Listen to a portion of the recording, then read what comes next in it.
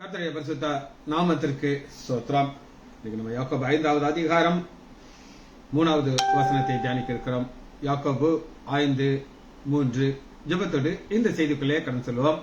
பாரி அருணோதயம் போல் உதித்து வரும் இவர் யாரோ, முகம் சூரியன் போல் பிரகாசம், சத்தம் பெரும் வல்ல இரைச்சல் போல.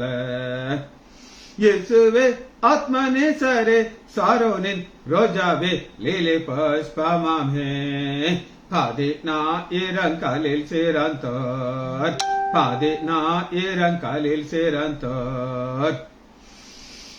பாரில் அருணோதயம் போல் உதித்து வரும் இவர் யாரோ, முகம் சூரியன் போல் பிரகாசம், சத்தம் பெரும் வெள்ள இரைச்சல் போல. இயேசுவே ஆத்மநேசரே, சாரோனின் ரோஜாவே, லீலி புஷ்பமாமே, 10,000 காலில் சிறந்தோர். என் நேசர் என்னுடையவரே, அவர் மார்பினில் சாய்ந்திடுவேன். என் நேசர் என்னுடையவரே, அவர் மார்பினில் சாய்ந்திடுவேன். மனவாளியே வா என்பாரே, நானும் சென்றிடுவேன் அந்நேரமே. மனவாளியே வா என்பாரே, நானும் சென்றிடுவேன் அந்நேரமே. இயேசுவே ஆத்மநேசரே, சாரோனின் ரோஜாவே, லீலி புஷ்பமாமே, 10,000 காலில் சிறந்தோர். அவர் இடக்கையின் தலை கீழே வலக்கரத்தாலே தாங்குகிறார். அவர் இடக்கையின் தலை கீழே வலக்கரத்தாலே தாங்குகிறார். அவர் நேசத்தால் சோகமானேன், என் மேற் பறந்த கொடி நேசமே. அவர் நேசத்தால் சோகமானேன், என் மேல் பறந்த கொடி நேசமே. இயேசுவே ஆத்மநேசரே, சாரோனின் ரோஜாவே, லீலி புஷ்பமாமே, 10,000 காலில் சிறந்தோர். யார் நேசர் என்னுடையவரே, அவர் மார்பினில் சாய்ந்திடுவேன். என் நேசர் என்னுடையவரே, அவர் மார்பினில் சாய்ந்திடுவேன். மனவாளியே வா என்பாரே, நானும் சென்றிடுவேன் அந்நேரமே. மனவாளியே வா என்பாரே, நானும் சென்றிடுவேன் அந்நேரமே. இயேசுவே ஆத்மநேசரே, சாரோனின் ரோஜாவே, லீலி புஷ்பமாமே, 10,000 காலில் சிறந்தோர். நாம் மகிழ்ந்து துதித்திடுவோம் ஆட்டுக்கொட்டையின் மன நாளிலே. நாம் மகிழ்ந்து துதித்திடுவோம் ஆட்டுக்கொட்டையின் மன நாளிலே. சுத்த பிரகாச ஆடையோடே பறந்திடுவோம் நாமே கத்திலே. இயேசுவின் நாமத்தினாலே ஜெபங்கள் பிதாவே, ஆமென். கர்த்தருடைய பரிசுத்த நாமத்திற்கு ஸ்தோத்திரம். Selvi teacher praise lord, Kavitha sister praise lord, Arokiya Raj brother praise lord, Balasundari praise lord, Janaki Ammal praise lord, doctor Marikani praise lord. Right, நம்ம வார்த்தைக்குள்ள வருகிறோம். யாக்கோபு 5வது அதிகாரம் 3வது வசனம். உங்கள் பொன்னும் வெள்ளியும் துருப்பிடித்து. சரி, பொன் துருப்பிடிக்குமா அப்படின்னு கேட்டீங்கன்னா துருப்பிடிக்காது. ஏன் அப்படின்னு கேட்டீங்கன்னா, அந்த மாலிகுல் ஸ்ட்ரக்சர் அந்த மாதிரி இருக்குது. எப்பவுமே துரு எப்ப எடுக்கும் அப்படின்னு கேட்டீங்கன்னா, அயன். இதெல்லாம் நீங்க கெமிஸ்ட்ரி படிச்சா தெரியும். நான் ஒரு பெரிய ஸ்காலர் கிடையாது, கொஞ்சம் தெரியும். அந்த கெமிக்கல் ரியாக்ஷன்ல அயனுடைய இடத்துல இருந்து வாட்டர் உள்ள வந்து ஒரு மாலிகுல் சேஞ்ச் நடந்து அது ரஸ்ட். நீங்க சீஷோர் பக்கத்துல ஒரு வீடு இருந்துச்சுன்னா, அங்க என்னென்னலாம் இரும்பு இருக்கோ அதெல்லாம் துருப்பிடிக்கும். ஏன்னா அங்க இருக்கிற தண்ணீர்ல மாய்ஸ்சர் நிறைய இருக்கும். ஆனா எது துருப்பிடிக்காது அப்படிங்கன்னா, கோல்டு துருப்பிடிக்காது. ஆனா வாசனை சொல்லுது தெளிவாக தெளிவாக தெளிவாக, உங்கள் பொன் வெள்ளை துருப்பிடித்து. உங்களுக்கு பல முறை சொல்லியிருப்பேன், திரும்பவும் சொல்றேன், எனக்கு ரொம்ப ஒரு நாள் சந்தோஷமான ஒரு ஹாப்பியா இருந்துச்சு. இந்த வசனம் நிறைவேறிச்சு. எங்க குடும்பத்துல எங்க டாக்டர் அம்மா ஒரு நெக்லஸ், அது பேர் பிச்சு பூ மாலை, இந்த காலத்துல வாங்கினா திருவனந்தபுரத்துல ஒரு செயின் வாங்கி வச்சிருந்தாங்க. அதை லாக்கர்ல தூக்கி வச்சுட்டோம், யூஸ் பண்ணாம. ஒரு நாள் போய் அதை எடுத்து பார்த்தா பாதி துருப்பிடிச்ச போயிருக்கு. ரொம்ப சோகமாயிட்டான். சேட்டா அங்க பாருங்க, நான் ஏதோ ஒரு ஜுவல்லரியில வாங்கினேன், துருப்பிடிச்சிருச்சு அப்படின்னு சொல்லி எனக்கு சொன்னேன். அம்மா எனக்கு ஒரே சந்தோஷமா இருக்குமா அப்படின்னு சொன்னேன். நான் சந்தோஷமா இருக்க, நான் கோவமா இருக்கேன் அப்படின்னு சொன்னேன். பாப்பா வசனம் நிறைவேறது பத்தியம்மா, உங்கள் பான் துருப்பிடித்து. உடனே அந்த கடைக்கு கொண்டு போனான். அவனுக்கு சத்தம் காட்டாம அப்படி வாங்கிட்டு அவன் கேட்கறான், அம்மா நீங்க ரூபா வாங்கிக்கிறீங்களா, இல்லை இன்னொரு நெக்லஸ் வாங்கி, இன்னொரு நெக்லஸ் இப்படிதான் இருக்கும், காசு கொடுத்து வாங்கிக்கிட்டேன். அப்ப பாருங்க, அந்த வசனம் நிறைவேறதற்கு ஆண்டவர் எனக்கு ஒரு எவிடன்ஸ். இது துரு தான் சாட்சி சொல்ல போகுது. என்ன சாட்சினா, உங்களுக்கு விரோதமா சாட்சி இருந்து அக்னியை போல உங்கள் மாமிசத்தை தின்னும். அக்னியை போல உங்களுக்கு தீப்பிடித்த பேஷண்ட் அவங்களுக்கு தெரியாது. சில வருஷத்துக்கு முன்னாடி ஒரு வாலிப ஒரு அம்மா, கலர் அப்படி ஒரு கலர், பயங்கர கலர், அழகு பொண்ணு. ஆனா 80% தீப்பிடிச்சிருச்சு. வேற ஆஸ்பத்திரியில் சேர்த்தாங்க. அங்கே சரியா கவனிக்கலாம், எங்கிட்ட கொண்டாந்தாங்க. ஃபுல்லா ட்ரெஸ் போட முடியாத அளவுக்கு எல்லா சதையும் அழுகி நாத்தம் இருக்குது, கெட்ட வாடகை. நாங்க மாஸ்க் எல்லாம் போட்டுட்டு அதை கட் பண்ணி அதை எடுப்போம்.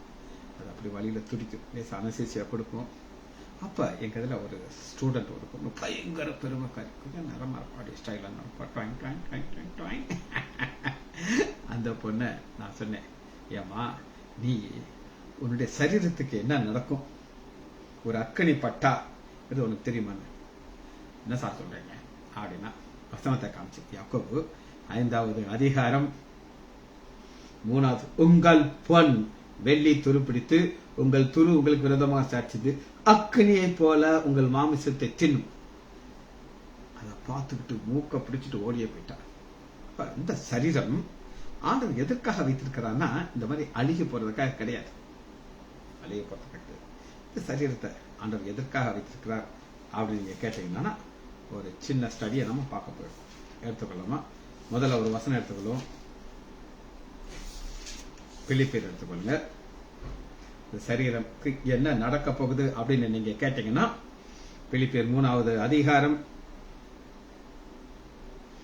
20வது வசனம். இந்த மக்கள் என்ன நினைச்சுட்டு இருக்காங்கன்னா, எங்களுடைய பொன் வெள்ளி தான் எங்களுக்கு பெரிய ஒரு நோக்கம், இதை நாங்க சேர்த்துக்கிட்டே இருக்கணும் சொல்லி அவங்கள வேதம் என்ன சொல்லுது அப்படின்னு கேட்டீங்கன்னா, பிலிப்பியர் 3வது அதிகாரம் 18வது வசனம். ஏனென்றால் அநேகர் வேறு விதமாக நடக்கிற மக்கள் அவர் கிறிஸ்துவின் சிலுவைக்கு பகைஞர் என்று நான் சொல்றேன். இப்பொழுதும் கண்கள் கிறிஸ்துவின் சிலுவைக்கு, கிறிஸ்துவுக்கு பகைஞர் கிடையாது. இவங்க நாஸ்திகள் கிடையாது, பிஜேபி RSS நோ கிறிஸ்தவர்கள் தான். ஆனா கிறிஸ்துவனுடைய சிலுவைக்கு பகைஞர். அதுங்க கிறிஸ்துவின் சிலுவைக்கு பகைஞர்னா இவங்க சபையில இருக்காங்க. ஆமா, சபையில இருக்காங்க. இவங்க யாரும் போதகர்கள். நீங்கள் போதகர்கள் ஆகாதிருப்பீர்களா? காரணம்னா இவங்க இருதயத்துக்குள்ள கோபம், கசப்பு, வைராக்கியத்தை வச்சுக்கிட்டு இருக்காங்க. அவங்களுடைய நோக்கம் ஒண்ணுதான், பொன் வள்ளி சேர்க்கணும். அதான் வேதம் அவங்களுக்கு சொல்றது பாருங்க. 19வது வசனம், பிலிப்பியர் 3:19. யாருடைய சரீரம் இந்த மாதிரி மாமிசத்தை அக்னி திங்க போற இந்த சரீரத்தை, அவருடைய முடிவு அழிவு. அவருடைய தேவன் வயிறு, எனக்கு என்ன கிடைக்கும்? அவருடைய மகிமை இலச்சை பூமி காத்தவைகள். ஆனா 20வது வசனம் பாருங்க, நம்ம பொறுத்த சொல்லியிருக்கு. வசனம் எனக்கு ரொம்ப ரொம்ப பிடிக்கும். ஏன்னா நம்மளுடைய வாழ்க்கையில ஒரு நாள் இது நடக்க போகுது. நம்ம விசுவாசிக்கிறவன் தேவ மகிமை காணும். பாப்போம் என்ன நடக்க போகுதுன்னு சொல்லி. நம்முடைய குடியிருப்போ பரலோகத்தில் இருக்கிறது. பரலோகத்துல தங்கத்தெல்லாம் கொண்டு போக முடியாது. உங்களுக்கு ஒரு குட்டி கதையை சொல்லுகிறேன். கதை ரொம்ப பிடிக்கும். ஒரு பெரிய இது கற்பனை கதை, நல்லா கேட்டுக்கோங்க தயவு செய்து. இங்க என்னுடைய ரொம்ப பழைய நண்பர் ஆசை தம்பியை நான் பாக்குறேன் ரொம்ப நாளைக்கு அப்புறம். ஒரு பெரிய ஊழியக்காரர். அவரெல்லாம் நாங்கெல்லாம் ரொம்ப க்ளோஸா இருந்தோம் ஒரு காலத்தில். அவர் கொஞ்சம் சாயத்தா தான் சொல்றேன், இந்த கதை யார் போய் உண்மையை நம்பி எங்கேயும் போய் சொல்லிடாதீங்க, கதை கற்பனை கதை. ஒரு பெரிய கோடீஸ்வரன் தான் வாழும் பொழுது அவருக்கு ஒரு சின்ன ஒரு சந்தேகம் வந்துருச்சு. என்ன வந்துருச்சுன்னா, நான் ரொம்ப வசதியா இருந்துட்டேன் நான் இந்த கோவில். ஆனா ஆண்டவருக்காக வைராக்கியமா நிற்கிற மனுஷன், எப்பயும் ஜிப்பிப்பாரு, பைபிள் வாசிப்பாரு, ஊழியம் செய்வார், அப்படி ஒரு கோடீஸ்வரன். அவருக்கு ஒரு சின்ன சந்தேகம் வந்துச்சு. நம்ம பரலோகம் போகணும்னு நிச்சயம் இருக்கு, ஆனா அங்க கொஞ்சம் வசதிகள்லாம் கம்மியா இருந்தா நம்ம என்ன செய்யறது? ரூபா கொண்டு போனா பிரயோஜனம் கிடையாது. நம்ம அங்க இருக்கிற இந்தியன் கரன்சி அமெரிக்கால தூரம் தூக்கிடுவாங்க. டாலர் இப்ப அதுக்கு வேல்யூ எல்லாம் போயிடுச்சு. இவரு பார்த்தாரு, கோல்டு கொண்டு போயிடுவாங்க. அவர் நிறைய சொத்தை வித்து கோல்டு பார் ஆக்கிட்டார். பார் ஆக்கி ஒரு பொட்டியில் தூக்கி வச்சுட்டார். தூக்கிட்டு, திரும்ப சொல்றேன், இது கற்பனை கதை, நடந்த சம்பவம் நினைச்சிடாங்க. அதை தூக்கிட்டு பரலத்துக்கு போயிட்டார். அங்க அந்த தேவதூதன் கேட்கிறான், என்னையா பொட்டியோட வந்திருக்க நீ அப்படின்னா அந்த பணக்காரன் கேட்கறான். அவர் சொல்றாரு, இந்த மாதிரியா, நான் ரொம்ப பணக்காரன், ஆண்டவர் என்னை ஆசீர்வதிச்சார், எனக்கு ஆபிரகாம் மாதிரி என்னை ஆசீர்வதிச்சார், தாவீத மாதிரி எனக்கு ஐஸ்வர்யத்தை கொடுத்தார், சாலமன் மாதிரி பெரிய பெரிய வீடுகள் எல்லாம் எனக்கு கொடுத்தார். இப்ப நான் பரலோகம் பார்த்திருக்கேன். இங்க எனக்கு வசதி கம்மியா இருந்தா இந்த தங்கத்தை வச்சு நான் என் ப்ராப்ளத்தை சால்வ் பண்ணிடுறேன். அவன் கேட்டான், யோ நீ பைபிள் வாசிச்சியா அப்படின்னாரு. யோ பைபிள் வாசிக்காம நான் அப்படியே பரலோகம் வர முடியும் அப்படின்னா. பைபிள் இருக்கு, வெளிப்படுத்துறது 21வது அதிகாரம் 18 வருஷத்துக்கு வாசியாங்க. அவர் உட்கார்ந்து வாசிக்கிறார். நகரம் தெளிந்த பளிங்குக்கு ஒப்பான சுத்த பொன்னாய் இருந்தது. அடுத்து பாருங்க, 21வது வசனம் கடைசியில, நகரத்தின் வீதி தெளிவுள்ள பளிங்கு போன சுத்த பொன்னா இருந்தது. பார்த்தான், தரையே கோல்டா இருக்கு, நானே என் புட்டில் அத்து கேட்டான். கற்பனை கதை, ஆனா இது எவ்வளவு பெரிய ஆழமா இருக்குன்னு கேட்டீங்கன்னா, இங்க ஒரு சிலர் நினைச்சாங்க வெள்ளியன் தங்கத்தை சேர்த்துட்டு இருக்காங்க. ஆனா அவங்களுக்கு தெரிய மாட்டேங்குது, நம்ம போற இடமே தங்கமுள்ள இடம். அதனால அந்த தங்கமுள்ள இடத்திற்கு நீங்க போகணும்னா உங்களுடைய வாஞ்சை எப்படி இருக்கணும் அப்படின்னு கேட்டீங்கன்னா, பிலிப்பியர் 3வது அதிகாரம் 20வது, நம்முடைய குடியிருப்பு பரலோகத்தில் இருக்கிறது, அங்கே இருந்து கர்த்தராகிய இயேசு கிறிஸ்து என்னும் ரட்சகர் வர எதிர்பார்த்து கொண்டு. இந்த எதிர்பார்ப்பு தாங்க நம்ம வாழ்க்கையில் இருக்குது. எல்லாருக்குமே ஒரு எக்ஸ்பெக்டேஷன் இருக்கும். உலக மக்களுக்கு ஒரு எக்ஸ்பெக்டேஷன் இருக்கும், ஆனா நமக்கு ஒரு எக்ஸ்பெக்டேஷன் இருக்கும். நம்முடைய எதிர்பார்ப்பு என்ன இருக்குன்னா, நம்முடைய ஆண்டவராகிய இயேசு கிறிஸ்து பரலோகத்தில் வரும்போது என்ன செய்ய போய், அதான் முக்கியமானது. இந்த சரீரம், இது அற்பமான சரீரம். இந்த அற்பமான சரீரத்தை என்ன செய்ய போயிறார் அப்படின்னு கேட்டீங்கன்னா, அவர் எல்லாவற்றையும் தம்முடைய கீழ்ப்படுத்திக் கொள்ள, தம்முடைய வல்லமையின் செயல் ஒரு பவர் இருக்கிறது. இந்த வல்லமைங்கிறது உலக மக்களுக்கு இருக்கா? எஸ் இருக்கு. ஆனா இந்த வல்லமை அவங்களுக்கு எந்த மனுஷனாலும் இதை செய்ய முடியாது. அது எவ்வளவு பெரிய பொலிட்டிஷியனா இருக்கட்டும், எவ்வளவு பெரிய பீடீஸ்வரனா இருக்கட்டும், முடியாது. என்ன செய்ய கேட்டான்னா, நம்முடைய அற்பமான சரீரத்தை தம்முடைய மகிமையான சரீரத்திற்கு ஒப்பாக மறுரூபம் ஆக்குவார். மறுரூபம் ஆக்குறதுக்காக இந்த சரீரத்தை வச்சிருக்கிறாங்க. ஆனா யாக்கோபு என்ன சொல்லுகிறார் அப்படின்னு கேட்டீங்கன்னா, அவர்களை பார்த்து ஒரு கடினமான ஒரு வார்த்தையை சொல்கிறார். யாக்கோபு 5வது அதிகாரம் 3வது வசனம், உங்களுக்கு விரோதமாக சாட்சி அக்னி போல உங்கள் மாமிசத்தை தின்னும், கடைசி நாளிலே பொக்கிஷத்தை சேர்த்தீர்களே. பொக்கிஷத்தை நம்ம பரலோகத்துல சேர்த்திக்கணும், இவங்க பூமியில சேர்க்கிறாங்க. இப்ப அடுத்து ஒரு சின்ன கான்செப்ட் நான் காட்ட போறேன். கடைசி நாள், அது என்னங்க கடைசி நாள்ங்கிறத நம்ம பார்க்க இருக்கிறோம். எடுத்துக்கிறோமா? கடைசி நாளை நீங்க எங்க பார்க்கலாம் அப்படின்னு கேட்டீங்கன்னா, எபிரேயர் 1வது அதிகாரம் 1 வசனத்திலிருந்து பார்ப்போம். கடைசி நாள் அப்படின்னா என்ன அப்படின்னு பார்ப்போம். எபிரேயர் 1வது அதிகாரம், பூர்வ காலங்களிலே பங்கு பங்காகவும் வகை வகையாக தீர்க்கதரிசி மூலமாக பிதா திருவுள்ளம் பற்றின தேவன் இந்த கடைசி நாளில் குமாரன் மூலமாய் நமக்கு திருவுள்ளம் பற்றினார். இது என்னன்னு பார்ப்போம். பங்கு பங்கு வகை வகையாகங்கிறது என்ன அப்படின்னு கேட்டீங்கன்னா, ஏசாயாக்கு ஒரு பங்கை காட்டுற ஒரு பார்ட் மட்டும் தான். அது என்ன அப்படின்னு கேட்டீங்கன்னா, ஒரு பாலகன் உங்களுக்கு கொடுக்கப்படுவார். அந்த பாலகனுக்கு முதல் வருகையும் சொல்லிடுறாரு, 2வது வருகையும் சொல்லிடுறாரு. ஒரு கன்னிகை கர்ப்பவதியாகி ஒரு குமாரனை பெறுவார். இது ஒரு போர்ஷன் தான் சொன்னவர். திடீர்னு 53வது அதிகாரத்தை கொண்டு போயிட்டார். சிலுவையை காமிச்சிட்டார். ஊடால் அவர் செய்த அற்புதத்தை காணும், அவருடைய உபதேசத்தை காணும். இதெல்லாம் நம்ம பார்த்தோம், நம்ம ஃபுல்லா பார்த்தாச்சு. A to Z, starting to end, அவர் பிறப்புல இருந்து மரணம் நம்ம பார்த்தாச்சு. ஆனா பழைய ஏற்பாட்டு மக்களுக்கு பார்ட் பார்ட். நாங்க சின்ன பசங்களா இருக்கும் பொழுது சினிமா தியேட்டருக்கு போவோம், ரொம்ப சந்தோஷம் பார்ப்போம். அங்க பாத்தீங்கன்னா ஒரு ஒரு ட்ரைலர் போடுவாங்க. அந்நியே மண்ணிலே வந்த சிவந்த மண் அப்படின்னு போடுவோம். நம்மளாம் அப்படியே ஆன வாய பிறந்து பார்ப்போம். சிவாஜி கணேசன் முதல் முறையாக சிவந்த மண் படம் எடுக்கிறதுக்கு அங்க போயிட்டாரு. அங்க சுவிட்சர்லாந்த காட்டுறாங்க. எங்களுக்குலாம் சுவிட்சர்லாந்து பார்த்தோம். இப்ப சுவிட்சர்லாந்து எவனாலும் பார்த்துக்கலாம், யூடியூப்ல அடிங்க வந்துடும். அன்னைக்கு பெரிய பெரிய எதிர்பார்ப்பு எங்களுக்கு. ஒவ்வொரு பாட்டா காட்டுவாங்க. ஃபுல் படத்தை காட்ட மாட்டாங்க. பார்த்தா யாரும் சினிமா பார்க்க வர மாட்டீங்கல்ல. பாட் பாட்டா போட்டுட்டு உங்களுக்குள்ள ஒரு ஆசையை உண்டாக்கலாம். சிவந்தமன் படம் வந்தா நான் தான் என் ஃபர்ஸ்ட் ஷோ பார்ப்பேன் அப்படின்னு சொல்லி ஒரு தெரிய வந்துடும். அதுபோல இங்க பழைய ஏற்பாட்டுல பார்ட் கொஞ்சம் கொஞ்சமா தான் காட்டும், ஃபுல்லா காட்ட மாட்டோம். ஆனா இந்த கடைசி நாளிலே குமாரன், இந்த கடைசி நாளிலே சொல்லி எபிரேயருக்கு எழுதிருக்கு. இந்த எபிரேயர் எழுதுனது எப்ப அப்படின்னு நீங்க கேட்டீங்கன்னா, தேவாலயம் அழிக்கிறதுக்கு முன்னாடி. தேவாலயம் எப்ப அழிக்கப்பட்டதுன்னா கிபி 70, கிபி.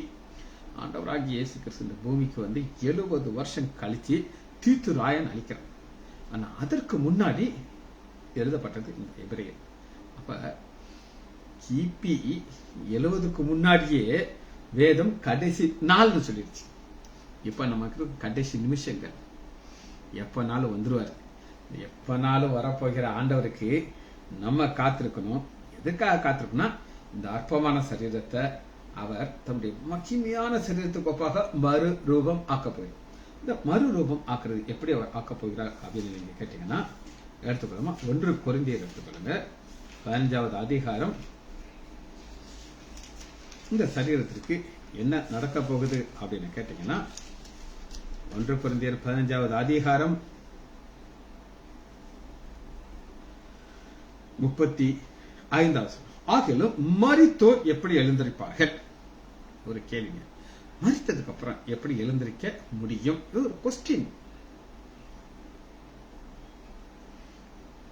எப்படிப்பட்ட சரீரத்தோடு வருவார்கள் ஒரு சொன்னால், புத்தியினே நீ விதைக்கிற விதை செத்தால ஒழிய, நீ விதைக்கிற போது விதை உண்டாகும், மேனி விதையாமல் கோதும். இது என்னன்றது நான் உங்களுக்கு சொல்றேன். சரி, உங்களுக்கு ஒரு நெல் எடுத்துக்கோங்க அல்லது கோதுமை. அந்த நெல்லை தண்ணியில போட்டுருங்க விதைக்கிறதுக்கு. அது என்ன நடக்கும் அப்படின்னு கேட்டீங்கன்னா, அதுக்கு முன்னாடி அது ஷேப் ரொம்ப அழகா இருக்கும். நெல் பார்த்துருக்கீங்களா, கோல்டன் கலர்ல இருக்கும். ஆனா தண்ணிக்குள்ள விழுந்துருச்சுன்னா அது புஷ்ஷுன தண்ணியை குடிச்சு அது அப்படி புஷ்ஷுனாயிடும். புஷ்ஷுனாகி அதோட ஷேப்பு போயிட்டு சில நாட்கள்ல அதுல இருந்து ஒரு குருத்து வெளியே வரும், ஒரு உயிர் வெளியே வரும். அது போல இந்த சரீரத்துக்குள்ள ஆண்டவர் வாசம் பண்ணிக்கிறார். சரியாங்க. இந்த சரீரம் நம்ம விதைக்க போகிறோம். என்ன செய்யறோம்? விதைக்க போகிறோம். ஒரு நடந்த சம்பவத்தை நான் உங்களுக்கு சொல்றேன். என்னுடைய ஒரு சம்பந்தியுடைய ரொம்ப க்ளோஸ் ஒரு சொந்தக்கார பொண்ணு, என்னுடைய மகள் கல்யாணம் கட்டி போன இடத்துல. அந்த பொண்ணுடைய அப்பா கொஞ்சம் குடிக்காரர், பயங்கரமா குடிப்பார். எனக்கும் அவரும் ஒரே ஸ்டேட்டஸ் வச்சுக்கோங்களேன். சரியா? அப்ப அந்த குடிகார மனிதனுக்கு ஏன் இயேசு என்று அழைக்கிறோம், ஒரு அருமையான ஒரு காரியத்தை போட்டிருக்கிறார் நம்முடைய ராஜேஷ். விளக்கம் கொடுத்துட்டு போவோம், ஒன்னும் பிரச்சனை. கதை பின்னாடி சொல்றாங்க. ராஜேஷ் எடுத்துக்கோங்க. மத்திய 1வது அதிகாரம் 23வது வசனத்தை நான் உங்களுக்கு வாசிக்கிறேன். இங்கதான் இம்மானுவேல் என்று அழைக்காமல் அவள் ஒரு கர்ப்பவதியாகி ஒரு குமாரனை பெறுவாள், அவனுக்கு இம்மானுவேல் என்று பெயரிடுவாக என்றார்கள். இம்மானுவேல் என்றால் தேவன் நம்மோடு இருக்கிறார். இது காரண பெயர். என்ன அர்த்தம் அப்படின்னு கேட்டீங்கன்னா, முதல் அதிகாரத்துல நம்முடைய ஆண்டவராகி இயேசு கிறிஸ்து நம்மோட கூட இருக்கிறார். அவர் எது வர கூட இருக்கிறார் அப்படின்னு நீங்க கேட்டீங்கன்னா, இந்த அதிகாரம் முடியுது பாருங்களேன். மத்தேயு 28வது அதிகாரம் 20வது வசனத்தை பாருங்க. முதல் அதிகாரத்தில் ஆரம்பிச்சு 28வது அதிகாரம், நான் உங்களோடு இதோ உலகத்தின் முடிவு பரியந்தம் சகல நாட்களிலும் நாங்கள் உங்களோடு கூட இருக்கிறார். முதல் அதிகாரத்தில் ஆரம்பிச்சாரு, கூட இருக்கிறார். இந்த கூட இருக்கிறது இம்மானுவேல். புரியுது உங்களுக்கு? இம்மானுவேல்ங்கிறது அது ஒரு காரணத்தை. உங்களை போட்டோகிராஃபர் அப்படின்னு கூப்பிடுவாங்க. ராஜேஷ் நாங்க கூப்பிடுறோம். நாங்க போட்டோகிராஃபர்னா உங்களை நான் கட்டாயம் கூப்பிட மாட்டோம். என்னைக்காவது கூப்பிட்டுருக்கேன். இந்த பேர் ப்ரொஃபஷனல் நேம். என்னை டாக்டர்னு அநேகம் கூப்பிடுவாங்க. Praise God doctor. ஒரு சில நேம் போதகர்னா கூப்பிடுவாங்க. அப்ப இங்க நம்ம பாக்குற இம்மானுவேல்ங்கிற பெயர் கூட இருக்கனால கிடைக்கிறது. சரி, அது ஒரு பக்கம் இருக்கட்டும். நான் கதைக்குள்ள வருகிறேன். அவரு குடிகாரர் செத்து போயிட்டார். அது என்ன ஆகி போச்சுன்னா, ஏன் கெட்ட நேரம் என்னாச்சுன்னா, அந்த பொண்ணு என்கிட்ட கேட்டுச்சு, சித்தப்பா எங்க அப்பா இந்த மாதிரி ஒரு ஈரல் பிரச்சனை வந்துச்சு, எந்த ஹாஸ்பிட்டல் அட்மிட் ஆன. நான் வாய்ப்புத்திட்டு சும்மா இருக்கணும். சென்னையில ஒரு பெரிய ஹாஸ்பிட்டல் பேர சொல்லி அங்க சேரணும், உங்க அப்பாவை நல்லா பாத்துக்கிடுவாங்கன்னு சொன்னேன். அங்க போய் சில நாட்கள் அது இறந்துட்டார். நான் துக்கம் கேட்கறதுக்கு நான் போயிருக்கேன். போனப்ப அவரை பெட்டியில் வச்சிருக்கிறாங்க. என்னை பார்த்த உடனே சார்ஜ் ஓடி வந்து நீ பிடிச்சிருச்சு. சித்தாப்பா எங்க அப்பாவை கொண்டுட்டியா நீ? நான் கொட்டிட்டேன்னா அவங்க அப்பாவை. அந்த ஆளு குடிச்சு குடிச்சு குடிச்சு குடிச்சு வயிறு வீங்கி செத்து போயிட்டாரு. என்னைய பிடிச்சிக்கிடுச்சு அந்த பொண்ணு. நீங்க சொன்ன இடத்துல தானே எங்க அப்பாவை கூட்டு போனேன், எங்க அப்பா பிழைச்சிருக்கணும்லட்டு. நான் உடனே எனக்கு ஆவியான ஒரு ஆலோசனை சொன்னாரு. டப்பா நான் முழங்கால் போட்டுட்டு அந்த பெட்டி பின்னாடி முழங்கால் போட்டுக்கிட்டு கையை வச்சுக்கிட்டு, எங்களுடைய சகோதரனை நாங்கள் விதைத்திருக்கிறோம் ஆண்டவரே, ஒரு நாள் நாங்கள் காணுவோம், அந்த நிச்சயத்தோடு நாங்கள் இந்த ஓட்டத்தை ஓடுகிறோம், ஒரு நாள் வரும்னு சொல்லி நிறைய வசனங்களை சொல்லி சொல்லி நான் ஜோமன் விட பாரு அந்த பிள்ளை ஓடியே போயிடுச்சு.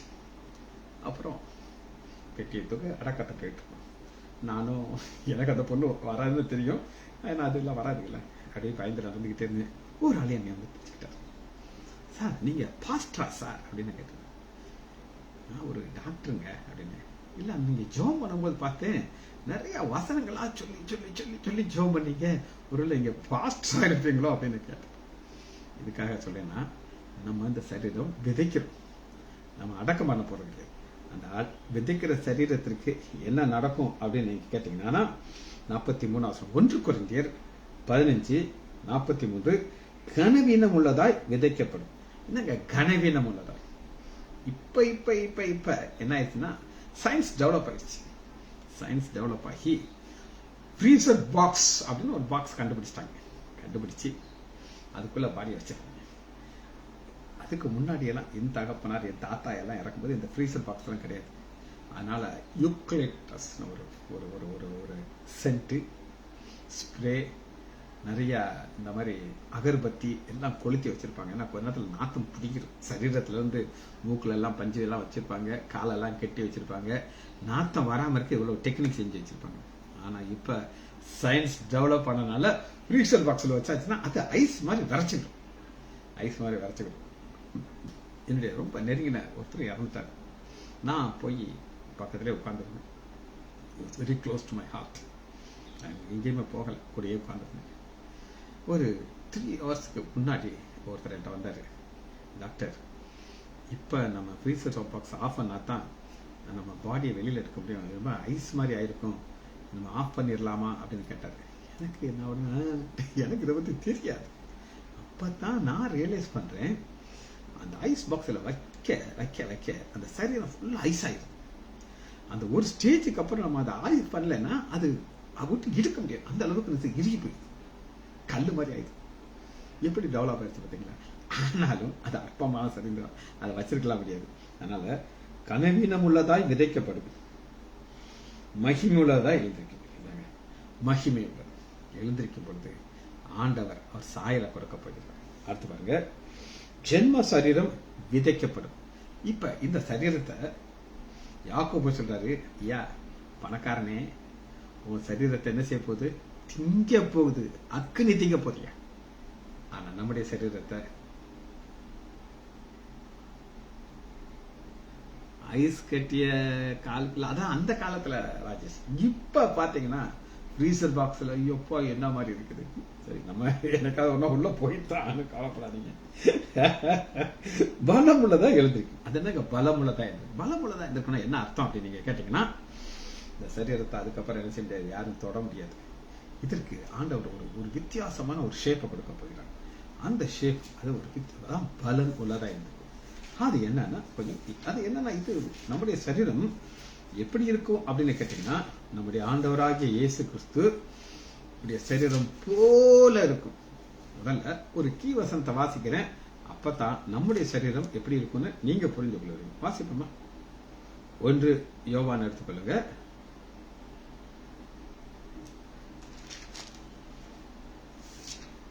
3வது அதிகாரம் 2வது வசனம். எப்படி நம்முடைய ஆண்டவராகிய இயேசு கிறிஸ்து உயிர், அது போலதான் நம்முடைய சரீரம்.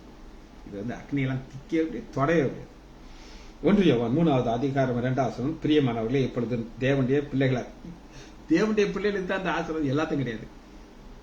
இனி எவ்விதமா இருக்கும் என்று இன்னும் வெளிப்படவில்லை. ஆகிலும் அவர் வெளிப்படும் பொழுது, நம்முடைய ஆண்டவராகிய இயேசு கிறிஸ்து வெளிப்படும் பொழுது, அவர் இருக்கிற வண்ணமாகவே நாம் அவரை தரிசிப்பதனாலே அவருக்கு ஒப்பாய் இருப்போம்.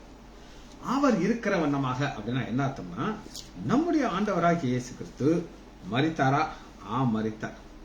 உயிர்த்தெழுந்தாரா? ஆம் உயிர்த்தெழுந்தார். அந்த உயிர்த்தெழுந்த சரீரம் அவர் எப்படி இருந்தாரோ அப்படிதான் நம்மளே மாற்ற போயிருக்கு. அந்த உயிர்த்தெழுந்த சரீரம் எப்படி இருந்துச்சுன்னா ஒரு பாப்போம். லூக்கா 24வது அதிகாரம் 39வது வசனம். இது உயிர்த்தெழுந்த இயேசு, நான் தான் என்று அறியும்படிக்கு என் கைகளையும் என் கால்களையும் பாருங்கள், என்னை தொட்டு பாருங்கள், நீங்கள் காண்கிறபடி தம்முடைய கைகளை கால்களையும் அவருக்கு காண்பித்தார். இந்த உயிர்த்தெழுந்த சரீரத்தை தொட்டு பார்க்க முடியுங்க. அதான் வித்தியாசம். இயேசு உயிர்த்தெழுந்தாரா? அவர் தொட்ட முடிஞ்சதா? தொட முடிஞ்சிச்சு. அடுத்து, இந்த சரீரத்துல நம்ம சாப்பிட முடியுமா முடியாதா அப்படின்னு நீங்க கேட்டீங்கன்னா, எஸ், சாப்பிட முடியும். அது 24வது அதிகாரம் 42. அப்பொழுது பொரித்த மீன்களையும் தேன் கூட்டு துணிக்கையும் அவர் கொடுத்தார்கள். அவர்களை அவர் வாங்கி அவர்களுக்கு முன்பாக புசித்து. உயிர்த்தெழுந்த சரீரத்துக்கு புசிக்கணுங்கிற அவசியம் கிடையாது. என்ன கிடையாது? அவசியம் கிடையாது. ஆனால் புசிக்க முடியும். சரிங்க. ஒரு இடத்துல இருந்து இன்னொரு இடத்துக்கு போகலாம். அதுக்கு ஒரு ஸ்பெஷலான இந்த சரீரத்துக்கு ஒரு ஸ்பெஷல் தன்மையை கொடுத்திருக்கிறார். அது என்ன அப்படின்னு கேட்டீங்கன்னா, யோவான்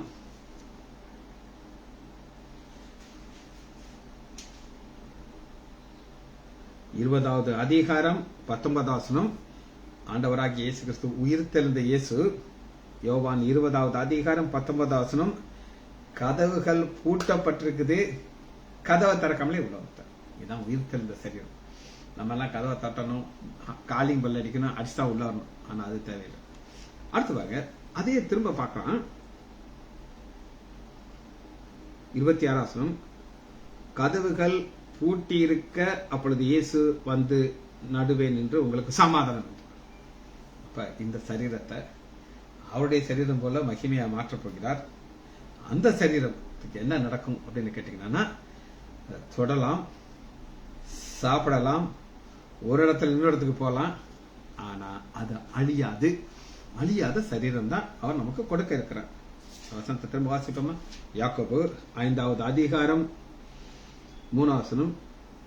கடைசி நாளிலே பொக்கிஷத்தை சேர்த்தீர்களே. பொக்கிஷங்கிறது என்ன அப்படின்னா, பரலோகத்துல நம்முடைய பொக்கிஷத்தை சேர்த்திருக்கிறது. இப்ப 2 வகையான அக்கௌண்ட் நான் உங்களுக்கு சொல்ல போயிருக்கேன். ஒரு அக்கௌண்ட் என்ன அப்படின்னு கேட்டீங்கன்னா, உலக பிரகாரமான அக்கௌண்ட். வாசிப்போம். வசனத்தை காமிக்கிறேன். 6வது அதிகாரம் 19வது வசனம். பூமியிலே உங்களுக்கு பொக்கிஷத்தை சேர்க்க வேண்டாம், இங்கே பூச்சியும் துரும் அவைகளை கெடுக்கும், திருடர்கள் திருடுவார்கள். இது என்ன அப்படின்னு கேட்டீங்கன்னா, இன்னைக்கு இது உங்களுக்கு புரியவே புரியாது.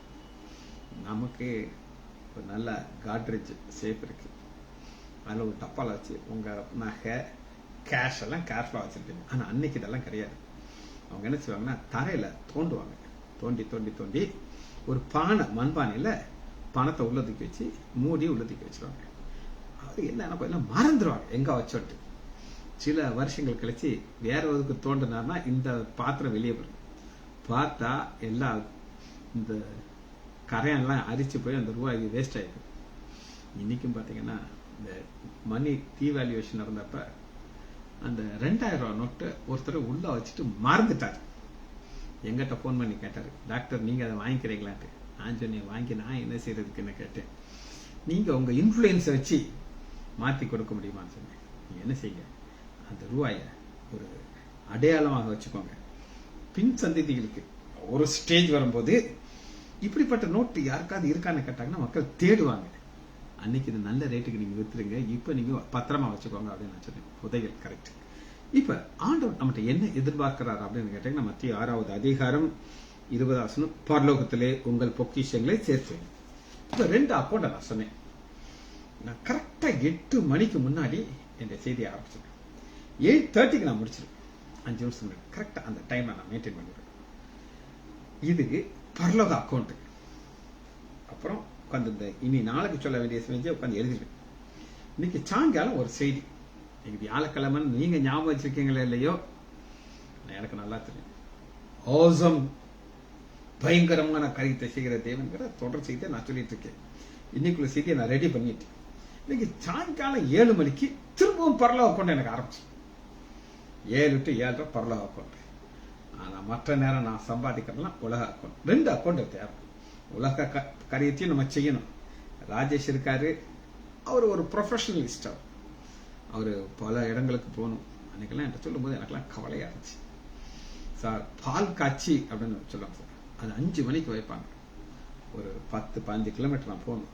அப்ப நான் 2:30 மணிக்கு அலாரம் வச்சு எந்திரிச்சு குளிச்சு ட்ரெஸ் பண்ணிட்டு என் கேமரா எல்லாத்தையும் செக் பண்ணி நான் அவங்க எந்திரிச்சு திறக்கிற கூட நாங்க போயிடுறோம் சார். பாருங்க எவ்வளவு கடினமா அவர் உழைக்க வேண்டியிருக்கு. அதெல்லாம் கம்பேர் பண்ணுவோம், எனக்கெல்லாம் ஒண்ணுமே கிடையாது. டீசெண்டா 10 மணிக்கு போவேன், 12 மணிக்கு திரும்ப வந்துருவேன். சாயங்காலம் 5 மணிக்கு போக வேண்டியது 7 மணிக்கு திரும்ப வந்துருவேன். இது உலக பிரகாரமான அக்கௌண்ட். 2 அக்கௌண்ட் நமக்கு தேவை. 2லயும் நம்ம உண்மையா இருக்கணும். கொஞ்சத்திலே உண்மையா இருக்கிறாய், உன்னை அநேகத்திலே அதிபதியாக உன்னை வைப்பேன்கிறார். இந்த கடைசியில நாட்கள்ல ஒரே ஒரு சம்பவத்தை மட்டும் நான் உங்களுக்கு காமிச்சு இந்த செய்தி முடிக்க இருக்கிறேன். மத்தேயு 25வது அதிகாரம் 29வது வசனம். 25, 29